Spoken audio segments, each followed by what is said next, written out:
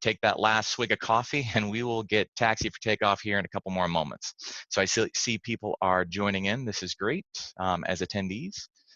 So I see names of Avocor, or AVORCE, welcome, and DACAN. You guys aren't making this easy on me. I appreciate it. Daniel and Luis and Nikolai, welcome, welcome, welcome. This loud guy talking to you with the pointy hair, my name is Freddie, as you can tell by the little thing down here that says Freddie.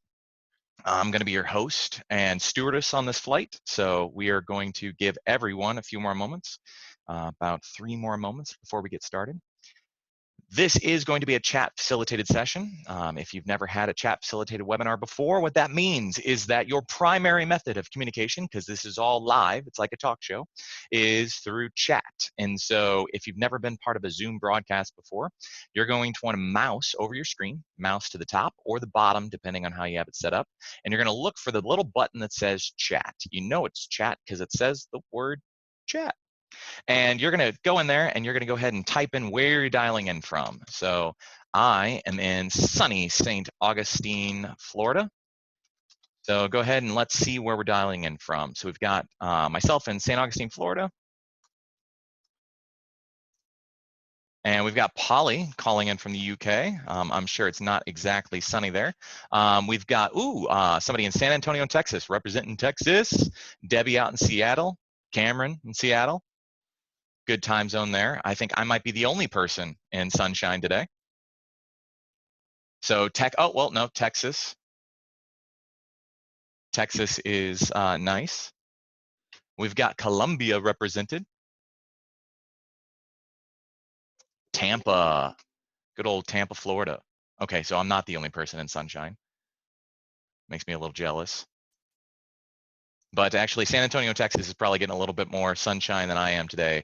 AV, I'm just going to say AV, because that's your nickname now, AV, just FYI. All right, so we are at 34 by my watch. So if you are on this webinar listening to me, great. We're going to get started here in another minute or so for our Shifting Generations webinar. A few more people are joining. Welcome, Joanne. Popping in there. So Joanne, welcome. I see that you have joined. So if you wanted to go ahead and open up your chat window, you can mouse that up to the top or the bottom of your screen and find the word that says chat. Go ahead and throw in the geographic location where you're calling in from, just so that we can share a little bit of where we're going. And then here in a moment, I will explain how this is all going to work. And if you see me glancing to my right, on the right-hand side of my screen, I have your chat window all set up so that if you ask any questions, I can see them as they pop up. Ooh, Jeff's calling in from Los Angeles. Nice, Jeff. I appreciate that. LA, representing. Go Lakers. All right. Fantastic. And that takes us to exactly 35. So we're going to go ahead and get started. So hello, welcome to the Shifting Generations webinar. Greatly appreciate you guys joining. So my name is Freddie, and I will continue introductions here in a second. But, Joanne is in Yellow Springs, Ohio. Thank you, Joanne. Appreciate you dialing in from Ohio. A lot of friends from there. All right, so this is how this is going to work. This is a chat facilitated webinar. You get to ask questions throughout. It is a choose your own adventure. You've got 3 experts on the line with varying subject matter expertise, and they are here for you. So this is like I said, a choose your own adventure. So you go ahead and you chat at any time. And from time to time, I'm going to stop and take a breath, believe it or not. And I'm going to vocalize your question to the panelists, and we will make sure that your questions get answered. Make sure you hold me accountable. And if I don't get to your question because we talk about something else and we get distracted and onto a parallel track, hold me accountable, and I'll make sure that I answer all your questions or get them answered by our panelists, because they're going to have sometimes more answers than I do. All right, so that brings us to our topic. So multi-generational workforces are a hot topic these days, and we have this webinar that is sponsored by Uproar.car, and we have some expertise from them in the room. And thank you to everybody who saw the call for people to join into this nice free webinar. It is being recorded, so it will be available afterwards. So let's get to introductions. Here are your three panelists today. You've got myself over here on the left, Freddie Simshauser. I am your local guru on workforce culture as well as multi-generational workforce. So I have a passion for people and I just love them. You know, the day at the theme park where it's packed and it hits max capacity and everybody hates that? That's my favorite day. I absolutely love it. It is by far some of the most fun. I love observing people. I love all aspects of humans. Then we've got Polly Gray. She is a Fortune 500 HR executive. She was once the leader, HR leader for all of the UK for a very large company. And so she comes with a wealth of expertise. Welcome, Polly. Hi, thank you, Freddie. I'm super excited to be on this webinar and to have this discussion. It's something I feel very, very passionately about. I've seen companies get the whole multi-generational workforce piece very right, and I've also seen it go very wrong. So I'm really excited to talk about this topic. Fantastic. And if you have questions for Polly, just chat in Mary Poppins. I have a question for you, and we will go from that. All right, so then that brings me to the third panelist, which is Cameron Tucker. He is the Vice President of Benefits at Uproar, so he is bringing us real-life practical expertise on the benefits that millennials want. So Cameron, welcome. Thank you, Freddie, and a pleasure to be here today. I'm excited to chat with you and Polly and everybody on the line and really take you through some of the things that we've been finding really, really fascinating that are changing for this millennial population in the benefit space. Fantastic. Thank you. All right, so here's what we got going on. I'm going to explain a little bit about the format of the webinar so you can understand the chapters that we're going to move through, and pause just to make sure that you don't have any questions to kick us off or any particular items you want to hear more about. So this is divided into three chapters. You have a grounding chapter, which is the first things that we're going to cover, and that just makes sure that we're all on the same page on what the multi-generational workforce is and some particulars about the generations that you may or may not know. Most of you will probably know, given that your expertise is mostly in HR, so feel free to add to any of the conversation. Then we're going to move into a second chapter, which talks about millennials specifically, and talking about how they are impacting the workforce and what they want and what they desire. And then we're going to make it very real, which is Cameron's piece, where we talk about how this translates into actual on-the-road real world scenarios. And so we're really excited about all three, and we're going to get you out of here at exactly an hour. So if there's no questions, I will go ahead and hop in to the first topic. So the first topic is 5 generations. That's right, 5 generations in the workforce. There's a lot of talk about this in social circles that I'm in, as well as HR communities, learning and development communities that I'm a part of. This is a very hot topic, talking about how we attract and retain, how we can value the generations that came before, and how we can make sure that everybody is feeling included in the journey that these companies have. I actually saw a statistic from SHRM, just this morning, talking about how ageism in the workforce is a very large conflict. And so this webinar is very apropos for the day. Now, this graphic, which I love, talks about the 5 generations that are currently present in the workforce. And it uses cars to represent that. Now, the reason I love that is because the cars and the things that people appreciate in the generation that they're in tell you a lot about the generation that they are. So starting on the right, we've got traditionalists, otherwise known as the swing generation or the silent generation. Traditionalists are a waste not, want not generation. This is the greatest generation is also what they're known. They have lived through World War II. They are probably past retirement age, quote unquote retirement age. Doesn't mean that they have less value, but they were built around an idea that you waste not, want not.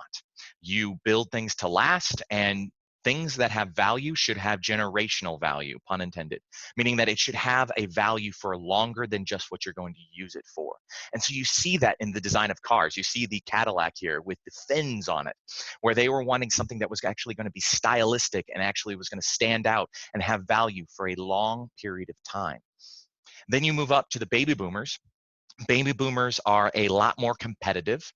They are a generation that was based off function over form, and they were very ubiquitous. So their formative events are the Vietnam War.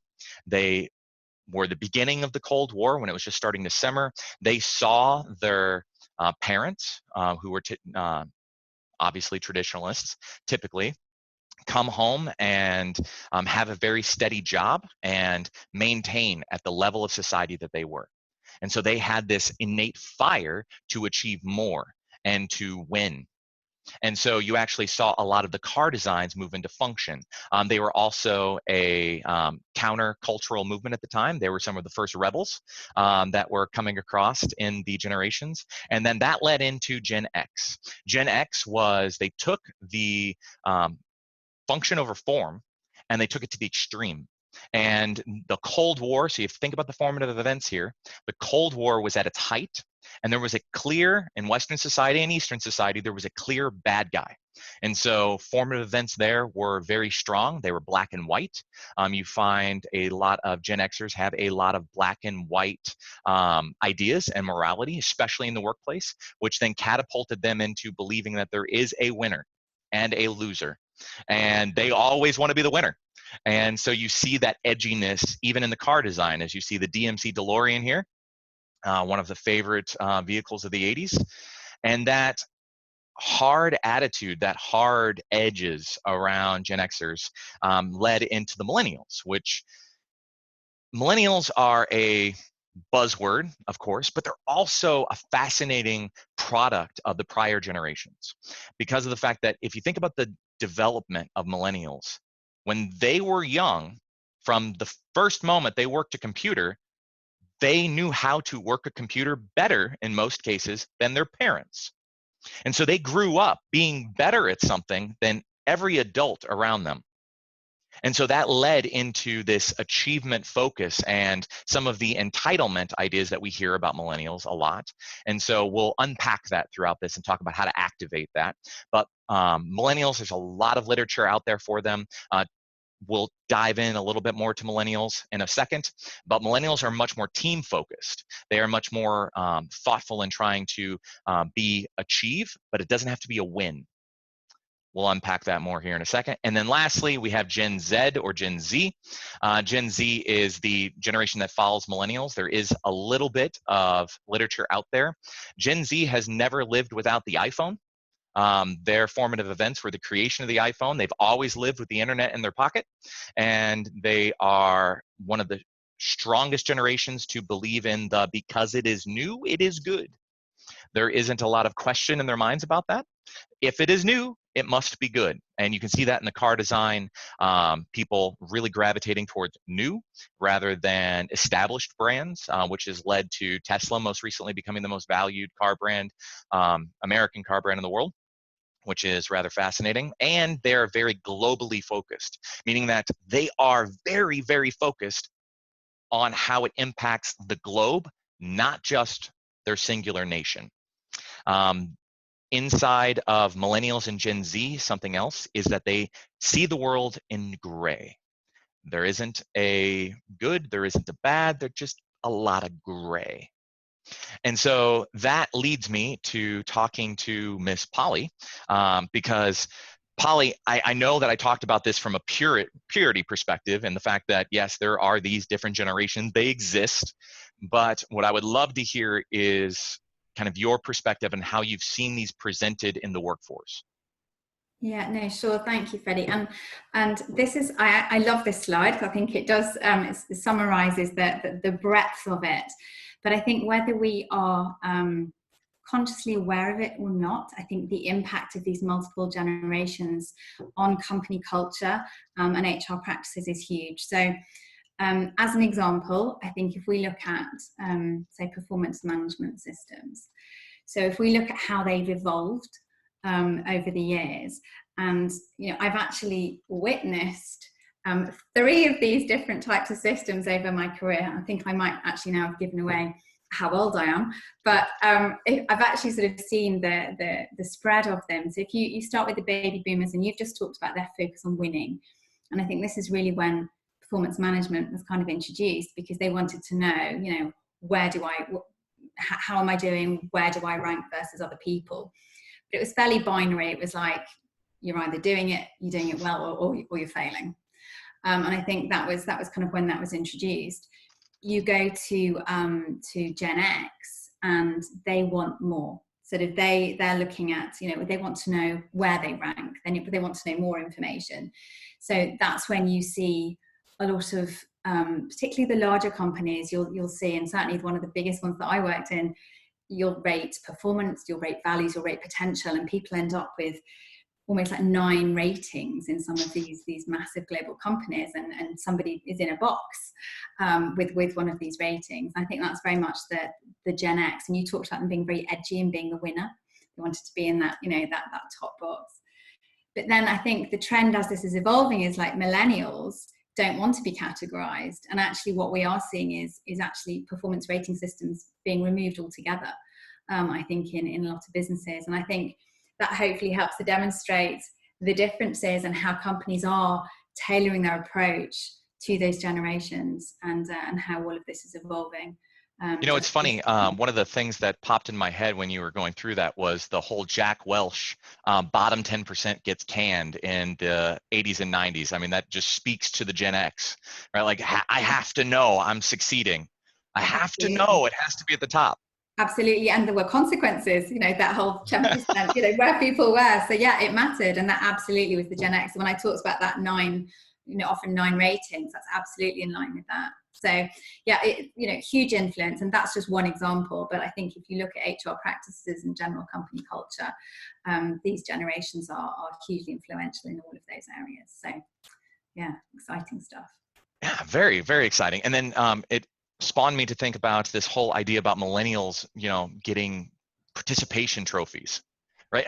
I know they get a bad rap because everybody got a participation trophy as a kid and whatnot, and how there's this feeling of entitlement now. And I find it interesting that almost corporate review processes are building upon that and factoring it in to their process. They're actually adapting to that. Absolutely. I think you're right. They do almost have this entitlement, and I think, and certainly we can talk about this a bit more as we kind of go through. But I think with millennials, it is a case of they don't want to be categorized, but they do want feedback. They don't want to be given a label, but they are, you know, that they can be perceived, I think sometimes, rightly or wrongly, as a little bit needy, just because they need that ongoing feedback and recognition. So yeah, it's certainly a trait that I've seen.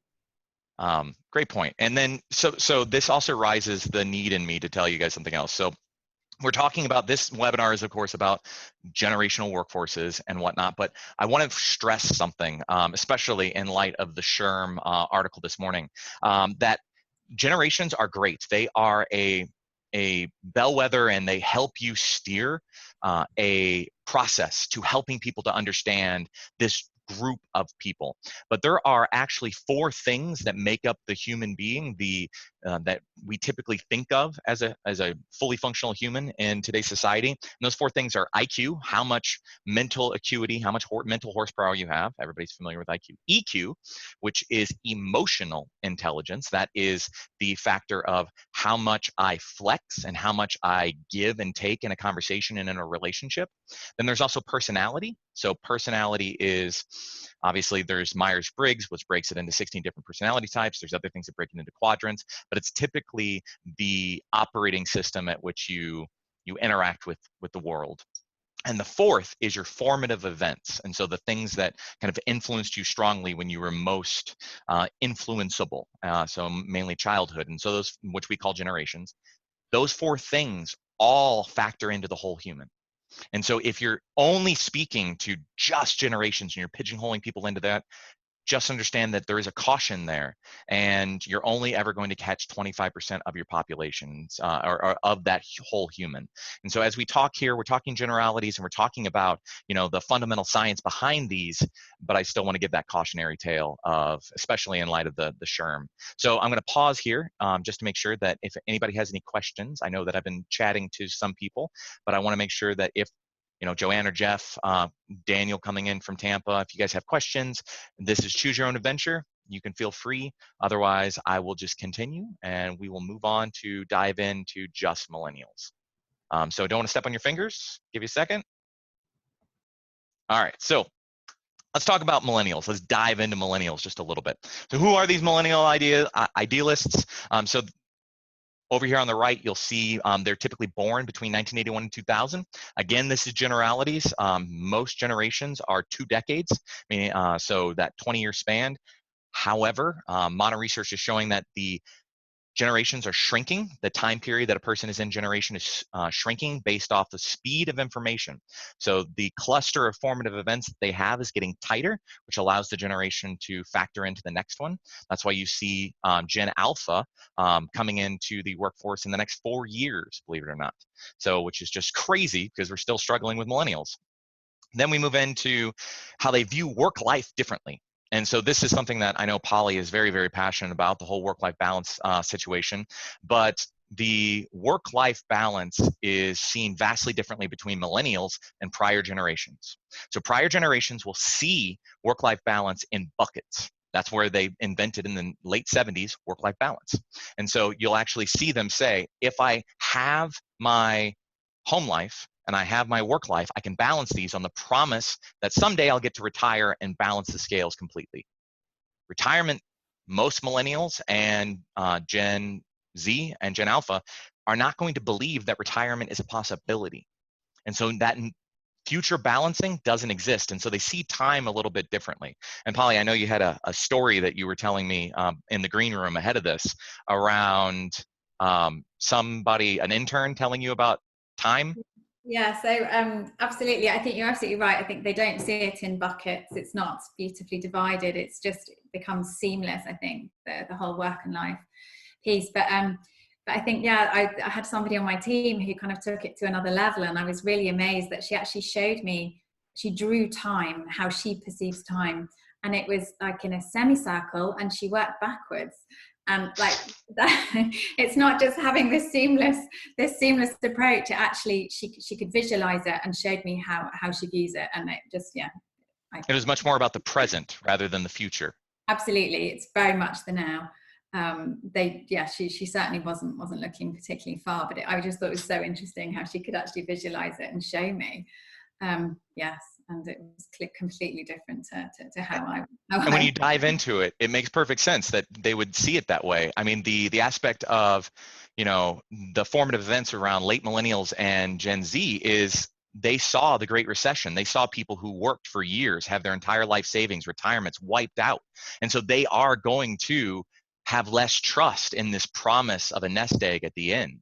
And so they're all about spending it now. It's fascinating. So we got a question from Joanne. She says that she is a boomer and she hasn't done the bucket thing. She did the Peace Corps in the 40s, and and don't see retirement really. Interesting stuff. Awesome, Joanne. Thank you very much. You get the gold star for first public question, so I greatly appreciate that. But you're absolutely right. The fact that they don't even see retirement as an option really changes the balance. Some other things on here, just to make sure that we're keeping on time, is achievement focused. Achievement focused is something that gives them a bad rap, because where millennials and Gen Xers sometimes cause friction is the fact that Gen Xers are very win focused, millennials are very achievement focused, which doesn't necessarily mean that they have to win. They just have to achieve. And so if they are not feeling like they are moving towards achievement, even if they're winning at stuff, they could feel disengaged. And so there is some tricks that we'll talk about here in a little while of how you can keep them engaged on that. But it's a key difference, and it's something that gets misinterpreted a lot. And then lastly on this page is living in the black and white versus living in the gray. And so millennials very much live in the gray.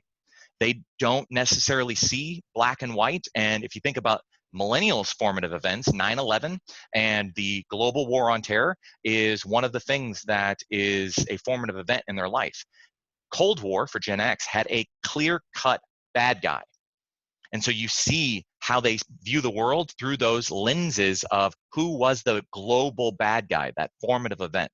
And so millennials, again, they've always lived in this world where things aren't promised to them, retirement's not promised, jobs aren't promised, even college or being out of debt isn't promised because millennials actually don't ever, some millennials, especially the later millennials, the younger ones, they don't necessarily ever believe that they'll be out of debt, and they're okay with that. Whereas earlier generations, if they had $10,000 worth of debt, freak out. And I'm talking about unsecured debt. I'm not talking about mortgages, not talking about cars, but millennials will easily operate with tens of thousands, if not hundreds of thousands of dollars of student loan debt. And that's just part of existence. It's an interesting philosophy. And then short bursts of communication. So I'm going to pause here. Again, Joanne, or, thank you for chatting in. Anybody else have any thoughts, questions, or something that they want to know more about so far before we kind of skip into the next bit about what millennials want and who makes up your teams?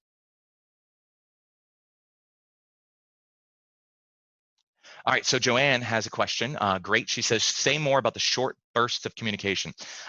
Joanne, given the fact that you said that you are a boomer, this actually is very interesting because the millennials do rub people the wrong way with these short bursts of communication. And so I know Polly had some examples about this as well, but the short burst, to explain, and then I'll let Polly make it real, is millennials grew up where texting was normal. And in fact, they were limited on the number of characters for the longest time that they were able to communicate with. Texting and Twitter always limited the number of characters. And so they developed a tool set to allow them to communicate in short bursts.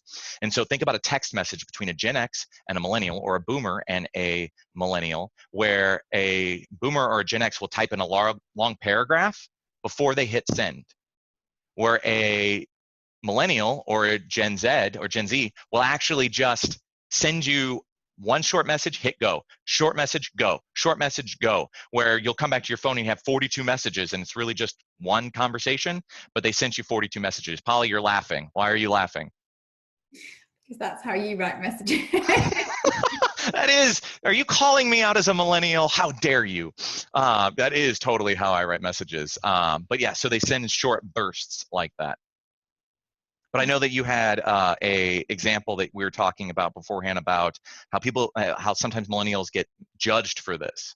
Yeah, I think it can cause problems. I've seen it cause problems, and it's usually between different generations. To the point you just made, it's I think that other generations will see that as not complete.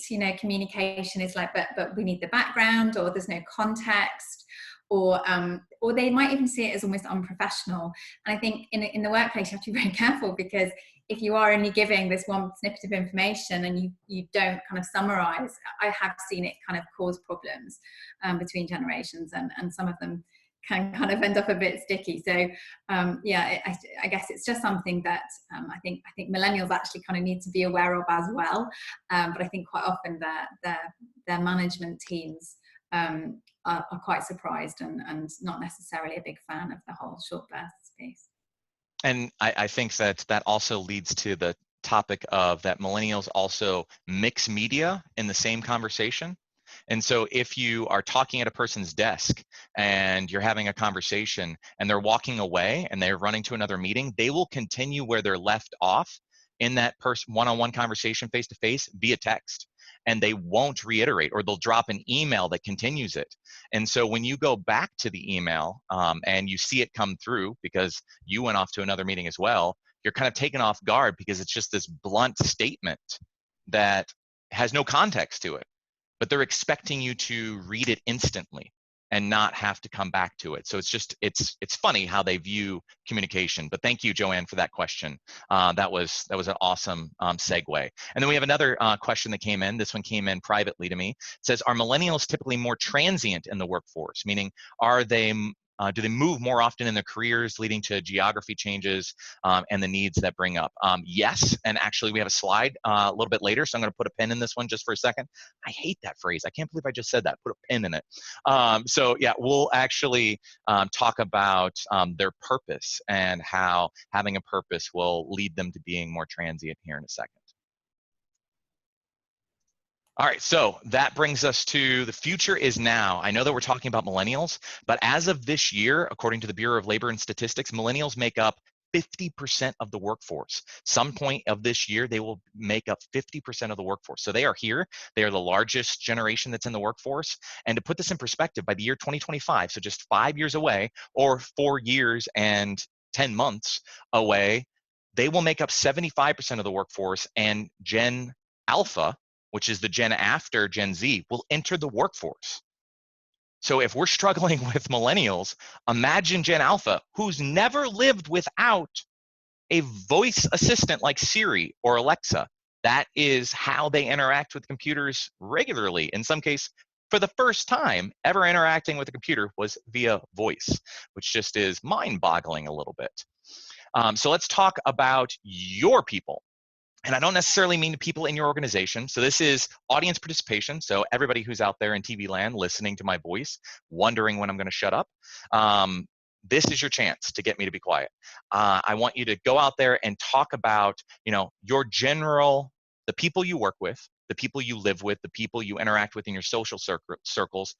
What percentages are they? So let's start with traditionalists. How many traditionalists, so people who remember World War II or whatnot, that you interact with? Go ahead and throw it into chat. Just throw a number or a percentage. And I'm not going to hold you accountable. This is your life. You can't have this wrong. Go ahead and throw it in. All right, so 5%, 7% of my workforce, excellent. Okay, 0%. Some people say that they just don't have any.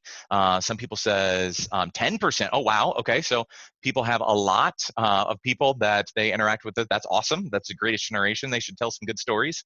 And okay, 7%, and then another 0. They refuse to retire. I love it. Yes, you will see that a lot. They just never go. I love it, Jeff. Thank you. All right, so then let's move up one. All right, let's talk about boomers. How many boomers do you interact with? Go ahead and throw that into chat. Percentage or number. 65%, 50%, okay. Yep, 15%, 15%. 20%. All right, so yeah, quite a spread here. Now, some of this is also indicative of where you're at in career seniority. So because of the fact that boomers also refuse to retire, Jeff, you actually see that they will stay in senior roles for longer because retirement is taking a little bit longer to achieve, thanks to the aforementioned recession that we had, the Great Recession. But these percentages align. Baby boomers until very recently were the largest percentage of the population. Let's go into Gen X. How many Gen Xers? Just 3 more and we'll be done. 50%, okay. 20%, 40%. Yeah, a lot of people interact with Gen X. 15%. Mr. San Antonio in Texas, AV, you're very close to the actual percentage of the standard percentage that exists in the world. That's pretty cool at 15%. And then how about millennials? How many millennials do you interact with?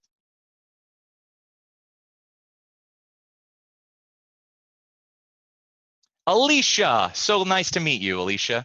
Alicia is my friend in San Antonio. All right, so Alicia, 15%, 10. Jeff says 60%. So most of your workforce is either baby boomer or millennial, okay? And then 35% coming to me privately. Okay, cool. All right, so, and then how about Gen Z? How many Gen Zers do you see? Well, Alicia's upped hers up to 20%. Or is that for Gen Z? Because if you have 20% Gen Z in the workforce, that's awesome. 5%, 25%, okay. 5%, 5%, 5%. Yeah, 5% is really close. Joanne says 0, okay. Good to go. All right, so here is what the Bureau of Labor and Statistics says that as of this year, the distribution is. So you'll see over on the traditionalists, 1% in the workforce. So Jeff, you definitely have a disproportionately high population of traditionalists in the workforce. And then boomers, some of you had a much higher percentage than 22%. So you are in industries where they're clinging on, or they have a very lucrative job, or you're very senior in an organization. This one shocks a lot of people at Gen X, only has 19% in the workforce. So I think it was Alicia, or did I say Jeff, who was very close to that 15%. And then 50% millennials, and only 8% are from Gen Z currently as of 2020. Now, this is a very interesting kind of demographic. And I know, Polly, when I showed this to you the first time, you had some words for me. Not exactly always polite words. I was just really surprised. Well, I questioned it because I was just really surprised that the Gen X population is only 19%. I had to look at it twice. And you were explaining that to me, and why that is. Yeah, so the Gen X population has always historically been smaller. So that is a interesting little tidbit. As baby boomers started to have kids, they had less kids than their parents did. So the traditionalists came home from the wars and whatnot and celebrated. And suddenly there were a lot of children on Earth, and they were called the baby boomer generation. They were kind of the first named generation. And then you moved into Gen X, and as they kind of, we talked about, they were competitive. They were the first generation to really focus on their careers, and that moved into Gen X, and so you saw less of them. And then those Gen X, though, they, because of the fact that they were more about winning, and the Stepford wives were a thing, and all of the social constructs at the time were all about family generation, they still had a lot of children. And so they kind of did the opposite of what their parents did, and they repopulated the earth with the millennials, which is why there's so many millennials now, globally speaking, which is, it's just fascinating because the Gen X's are often referred to as the forgotten generation, just because of the fact that all policies were made for the baby boomers and then millennials. And so a lot of the Gen Xers got skipped in kind of the promotional scheme, as well as people were being promoted. So that takes us into what do they want? What do these millennials want? What motivates them? How can we retain them? How can we keep them? And so these are the primary things that drive millennials. The first one is purpose, and I alluded to this a little bit earlier. And it's not just purpose meaning like a job, it means a purpose in life. They want to really, truly believe that they are making a dent on the universe through their activities. And they've been told from a young age that they could. As Gen Xers were, hitting glass ceilings and hitting barriers to growth, they turned around and they told their children, you can make a difference. You can be anything you want to be. And they were filled with this immense purpose, and that carries them through, and they need that achievement to feel like they are contributing to the world. Choice. Everything is about choice. They want to control their own destiny, opportunity. They want to make sure that they are able to gravitate and move forward through opportunity. And I'll get to that question about transient nature. Flexibility. They want options. They want the option to, and this goes into how they see time. They want to be able to take an hour for lunch and then come back and work at 10 p.m. at night after they've settled their families into bed. They want the option of flexibility, and they want to be accepted for who they are, and they want to be valued. And that value isn't just about producing something that you value, it's valuing them for what they value as well. And so I know that that is purity, and so this is where I'm going to kick it over to Polly, because she has a litany of examples of how these kind of manifest in the workforce. No, thank you, Freddie. I think, I think there are lots of different kind of HR or business scenarios when I have actually seen this in practice, and so I can actually attest that these are some of the things that these people want. I think starting with purpose, I think the first time I really saw that was actually in kind of an interview situation. So absolutely, I think millennials are looking for their own purpose and a business that aligns to that. But there was a really obvious shift that happened where instead of just a candidate having to sort of sell themselves to an organization, I noticed that suddenly the organization was really actually having to sell themselves to the candidate as well. And it was actually kind of quite a shock, I think, to a lot of businesses, that it was like, well, why should I as a candidate choose you? And I think people weren't necessarily ready for that. But I think, some of the questions that we get at interview are things like, what what do you do as a business that you're proud of, you know, the links to kind of community projects, charity drives, that sort of stuff. And suddenly I think that sense of purpose became very, very apparent. I think the choice piece speaks for itself. I think it really highlights why all businesses need to have different benefits and opportunities available to millennials. They need to be able to have that choice, you know, to be able to actually almost have a menu of options. I think, you know, if you look at a lot of flexible benefit schemes, so that people can actually choose things that are relevant to them as individuals. And I think often, you know, people think benefits, gosh, that's costly. I think often it isn't. I think it's just being able to offer variety that's actually tailored to what the audience might want, often at not significant cost at all to the employer. So I've certainly seen a lot of that. I think opportunity, I sort of saw this quite a lot of years ago when I think people of the millennial generation really want to kind of have some control of their destiny. They want to do something meaningful. They expect to sort of do real work. And I think if you see, I saw this when years ago we were running intern schemes. I was working for quite a small collection of businesses at the time, and we were essentially competing. We wanted the brightest and the best interns, but we were competing with some really, really big names.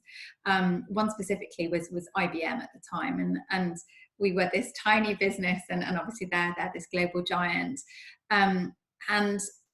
But essentially we actually did manage to compete and win some of these candidates, the better candidates, because we were actually able to promise them internships where they would actually be doing real work. They would be contributing to the direction of the business. They actually felt like, and it was real, you know, if they were at IBM, they'd probably do more sort of work shadowing, I think was what they felt, whereas, you know, giving them real opportunity, I think made all that difference. And I think they can then see how fast their career can accelerate. I think that generation doesn't really see age or tenure as any kind of, you know, link from a career acceleration perspective. Which that ties back to, you know, they've always been the expert on tech. So they don't value age as much because the people older than them haven't always been better than them. Yeah, absolutely. I couldn't agree more. So flexibility, I think, speaks for itself. I think a lot of businesses say, well, yes, we offer flexibility. I think we all need to think about how we can take that to another level. I think offering sort of part-time and that kind of thing, that's not really flexibility anymore. I think we need to learn how to be truly flexible and offer all manner of different ways of working that fit in with what you were talking about earlier, and in terms of you know, working to live rather than living to work. So I think that's certainly something from a benefits point of view as well that businesses need to sort of look at. Acceptance, I think, is an interesting one, because I think it kind of looks at, I think millennials put themselves out there, you know, social media, it's very much this is me, and accept me, you know, as I am. And I think we sort of see that in the diversity side. I remember not actually that long ago, I interviewed somebody who was very much from the millennial generation, and I was actually I still am sometimes surprised in the business environment. Came up to an interview in a t-shirt and a baseball cap, and you know, and this was at a, you know, a big corporate firm, and it's not really, you know, what you expect. But I think it was a statement. It was, this is me, accept me as I am. And I think they kind of take it another step further in that it's not just accept, it's also celebrate. So I think when we look at diversity programs, it's not just diversity, it's diversity and inclusion, which I think you referred to earlier. And I think that's certainly something that businesses need to be very aware of. And then the valued thing, and I've kind of talked about this already.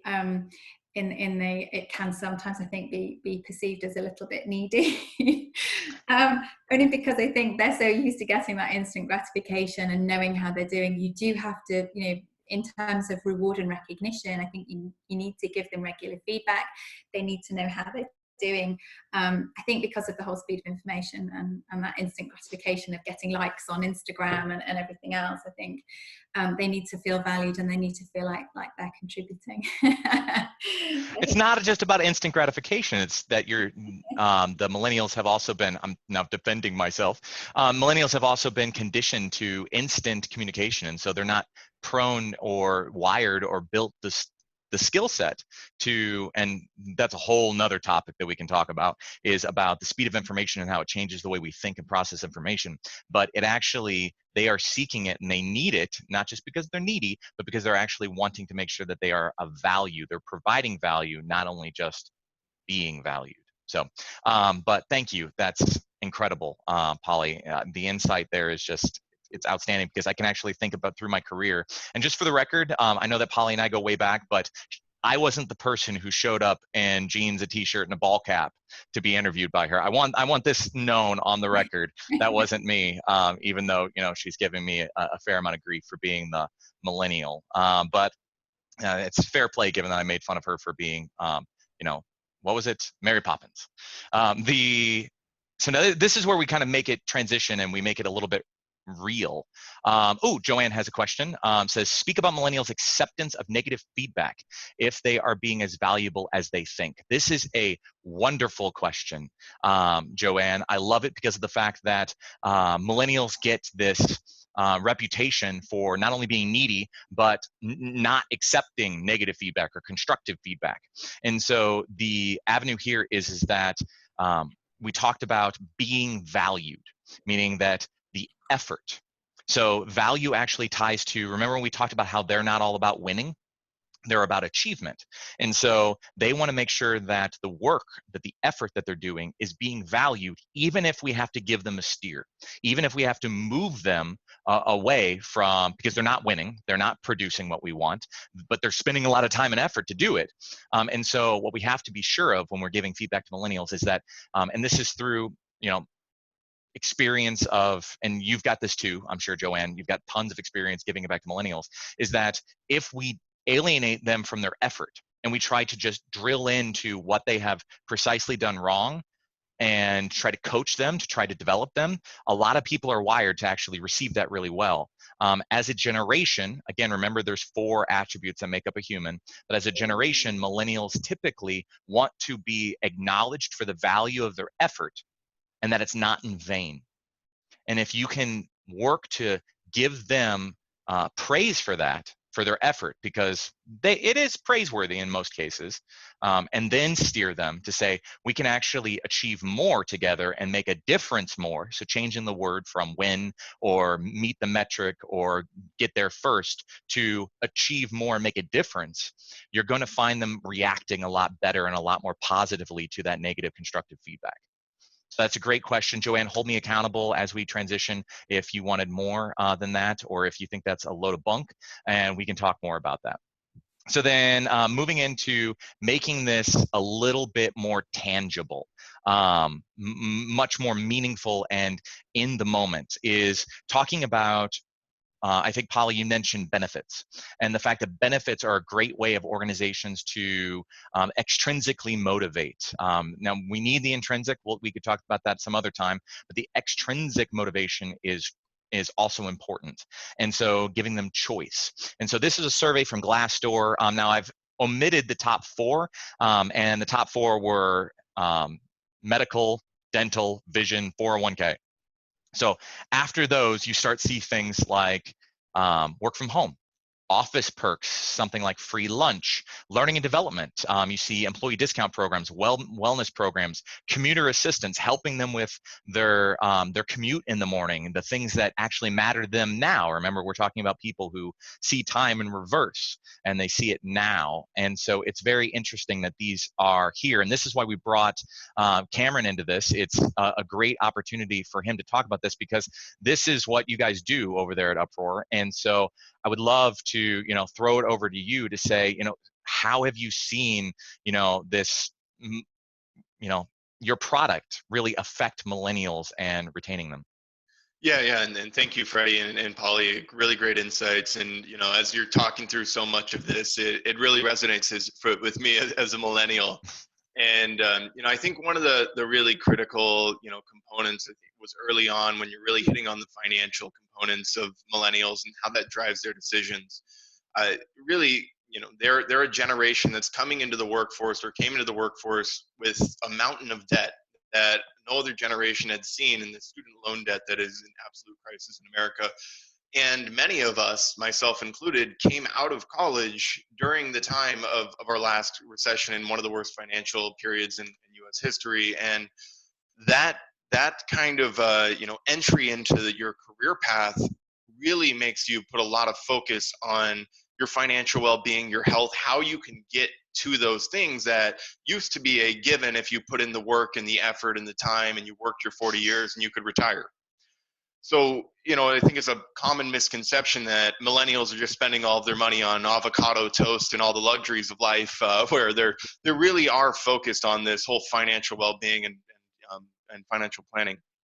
And diving into just the benefits that we're seeing, a lot of what we see millennials wants are really geared towards things that can help them financially, things that can make an impact on their bank accounts. The things like tuition and loan assistance are really big players that can help make an impact for them, but paid fitness memberships, discounts on daycare, things that they have to be able to live a healthy life and the lifestyle that they want, that cost them a lot of money. And within our research and kind of where we came up with our business and what we're really passionate about doing is this area of car care that millennials that we surveyed actually find extremely value above a lot of the ones that you'd commonly think of. And so to dive in and understand why this a car benefit that where we typically think millennials aren't the ones driving is valuable, it's important to take a step back and look at where our finances are going overall. And in taking a look at some census data, we can see that a huge chunk of the pie of where we have to spend our money as millennials and as just anybody surviving and is on car ownership. It makes up nearly $10,000 of annual spend. It's the second highest category of spend in the household. And prior to contrary belief, that millennials just don't drive. They use Uber and public transportation all the time. 80% of millennials own a vehicle. That's the as high as any other generation. Of the 20% that don't own one today, 75% report that they want to own one in the next 5 years. As much as we'd love to just go around using public transportation, we rely on our car to get to work for most people, to get to doctor's appointments, to get out of the city and take a little trip away. Hey, Cameron, a question came in. I Yeah. want to stop you. And so if you go back one slide, actually it's more of a comment, but it was sent to me. It talks about how every single one of these items on here is something that happens today, like live. It's not something that you plan for or is in the future. Every single one of these is a event today, rather than something that I look forward to in the future. So this kind of ties back to Polly, your conversation about how the later generations see things in reverse of the backwards time loop continuum. So I just found that very, very interesting, and how this makes perfect sense as to why you guys are seeing this, Cameron, and in your experience, how this is. I mean, it's fascinating for me as well. Yeah, absolutely. And I think also there, what we're seeing here is this list continues to expand. This is only the top 10, but this list goes on and on and on. And it speaks really to that choice that millennials really value at a very high level. And everybody is dealing with their own problems. Everybody has a different lifestyle that they want to choose. As millennials born into a tech world, we got to choose the music that we had at our fingertips, the movies that we watched, the cities that we lived in because they were more accessible than ever. And we want to choose the benefits and the ways that we spend our money to make a difference in our lives. And so kind of, again, moving forward on this whole car ownership and the financial impact that goes into it, there's a lot of really financially burdensome events that come up with this. Even outside of just crashing my car and that being a catastrophic event, cars break down, they stop running, they come with really expensive bills that no one ever wants to pay. And for most millennials, they simply can't afford to pay 60% of millennials have less than $1,000 in their bank account. So an emergency expense, like your transmission going out or your alternator stopping and the car just stopping on the side of the road, means that they're building up more credit card debt, they're taking out more loans, or they're going to family members who likely don't even have the money themselves.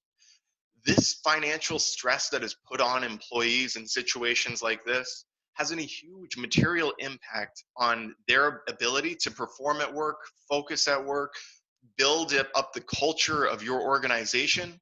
And you know, that can really be tied back into dollars and cents and how your company can thrive. Taking a little bit deeper look into just car ownership and how impactful it really is. The fact is 77% of people still commute to work in their personal vehicle. So everybody's still relying on this. You know, best projections of moving away from vehicles show that moving down by 6% over the next 20 years. So we're still going to be relying on our personal vehicles to get to work.